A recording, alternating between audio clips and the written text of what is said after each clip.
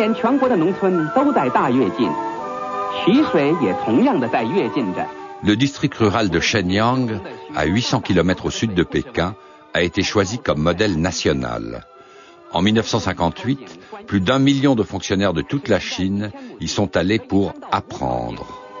农民说，就是1年不下雨，我们也能大丰收。 Ce film de propagande de l'époque vante les réalisations du district en montrant les profits exemplaires que le système communautaire peut générer s'il est appliqué avec le zèle nécessaire. Mais ces images ne sont qu'un mensonge.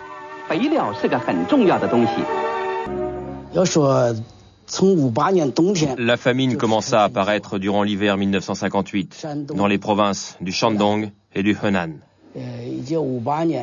Selon les chiffres officiels, le nombre de morts passa de 1 440 000 en 1958 à 4 620 000 en 1959, puis en 1960 à presque 10 millions.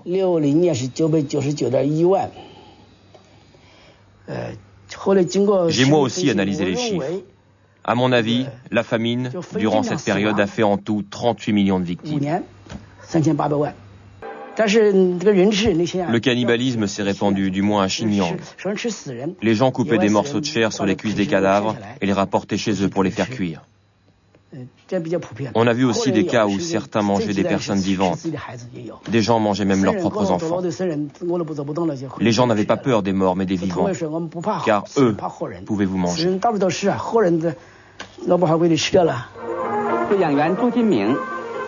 Il n'existe pas une seule photo de la famine. Personne n'en a jamais pris. La famine reste un secret, masqué par des images d'abondance.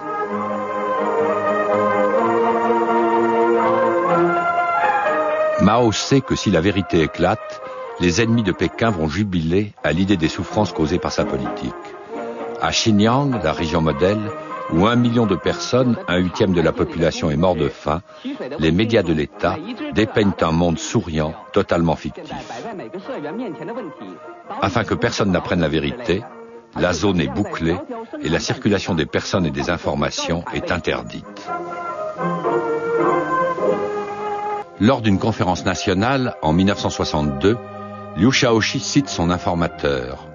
La famine est due pour 30% aux catastrophes naturelles et pour 70% aux erreurs humaines. Mao est furieux. Il fait son autocritique avec réticence. Son autorité est intacte, mais il commence à se demander si Liu est bien le successeur qui convient.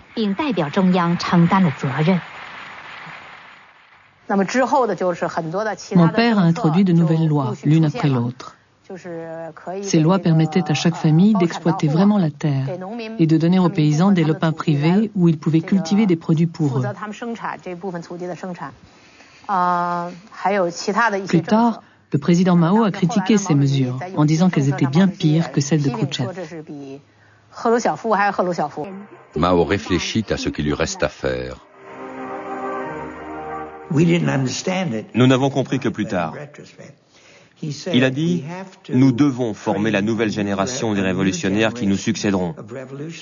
Et la seule façon pour eux d'apprendre à devenir des dirigeants, c'est de faire la révolution. » Il n'est pas entré dans les détails, mais si on se dit « Contre qui pouvait-il faire la révolution ?» je répondrai « Contre son propre gouvernement et contre le parti. » C'était la seule possibilité.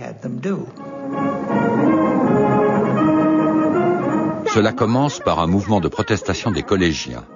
Ils dénoncent les autorités scolaires et surtout la bureaucratie du parti.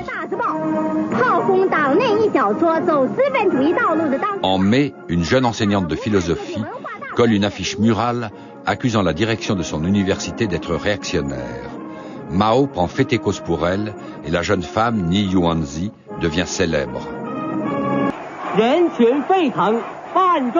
Le 18 août 1966 à l'aube, Mao apparaît en personne pour passer en revue ses jeunes sympathisants.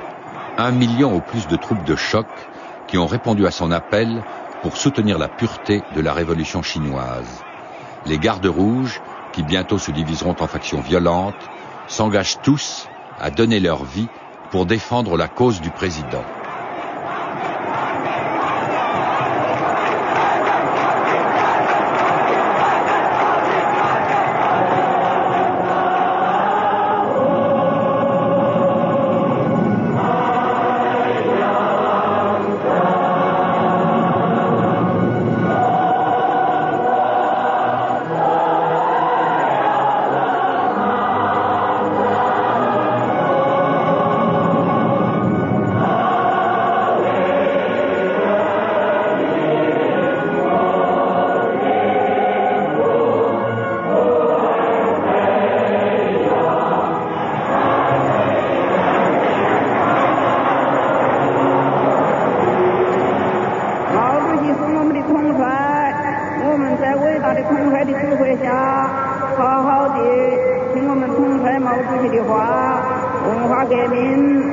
定能顺利发展，一定能取得伟大的胜利。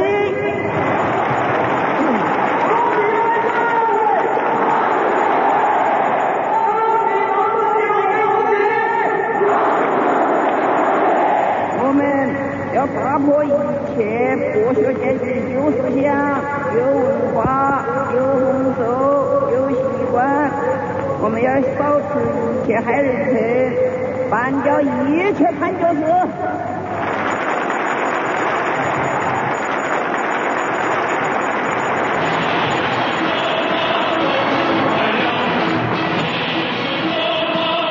L'ordre de Lin Biao écrasait toutes les vieilleries et transmis lors des réunions des gardes rouges à travers la Chine.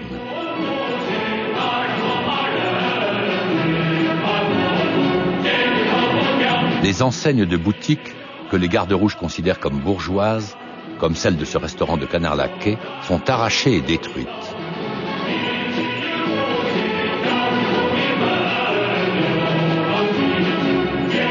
Les noms de rues sont changés, les anciens sont aplatis à coups de marteau, comme si la décadence pouvait en sortir.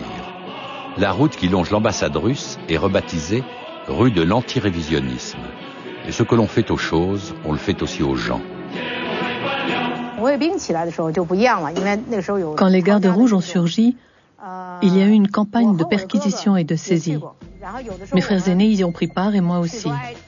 Parfois, on allait à la police pour dire « Cette famille est une famille de propriétaires terriens, ce sont de mauvaises gens.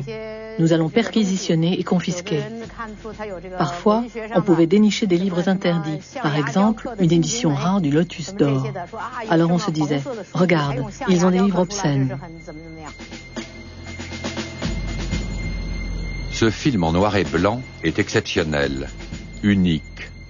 Il est resté caché pendant presque 40 ans et n'a sans doute été visionné que par la police chinoise et par une poignée de hauts dirigeants. Il montre la véritable chasse aux sorcières que devenait la révolution culturelle, dirigée contre les anciens propriétaires terriens, les capitalistes et tous ceux qui n'appartiennent pas à la bonne classe sociale.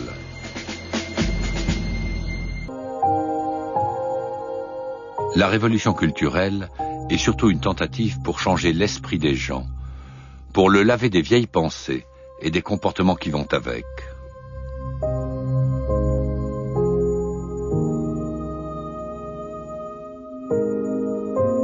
D'anciens propriétaires terriens et des capitalistes, portant les mots « éléments bourgeois » sur leur chemise, sont contraints de subir une rééducation par de jeunes militants.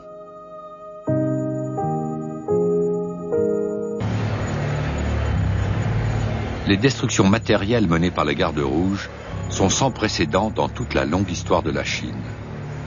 Même dans le lointain Tibet, des monastères sont mis à sac et rasés. Les sites les plus importants, comme la cité interdite, sont protégés sur ordre de Chou En-lai. Mais ailleurs, les troupes de choc de Mao ont carte blanche.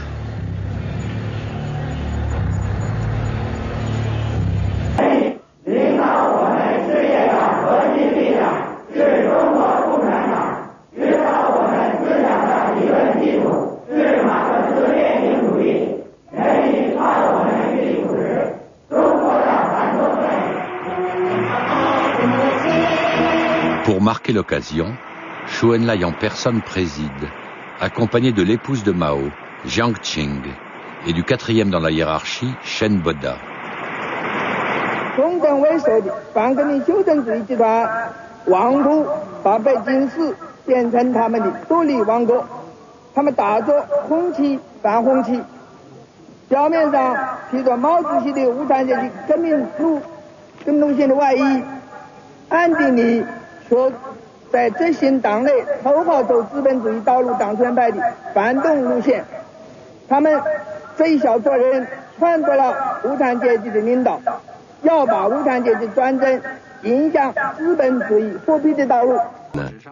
Ils battaient les gens, ils allaient même jusqu'à les exécuter. Dans les journaux, on ne parlait pas de ces choses-là. C'était interdit de prendre des vraies photos. On ne devait y voir que des événements positifs, avec des foules enthousiastes en train d'applaudir. Les gardes rouges, leur rôle terminé, sont expédiés par Mao pour travailler à la campagne, tout en lui jurant une loyauté indéfectible. 毛主席啊，毛主席指出的道路，我们坚决走。到农村去接受贫下中农的再教育，到农村去滚一身泥巴，把无限忠于您的红心锤炼得更红更红。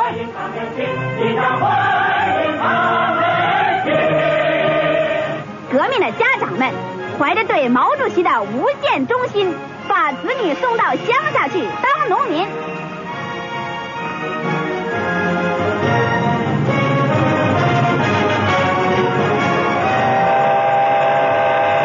再见，祝你们在广阔的天地里锻炼成长。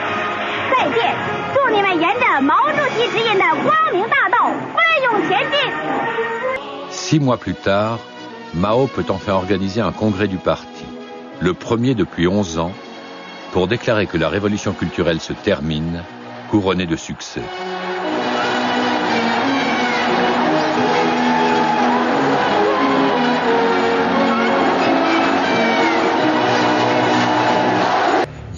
Pendant 2 ans, de la fin de 1966 jusqu'à la fin de 1968, la pire période de la révolution culturelle, l'économie a subi d'énormes pertes.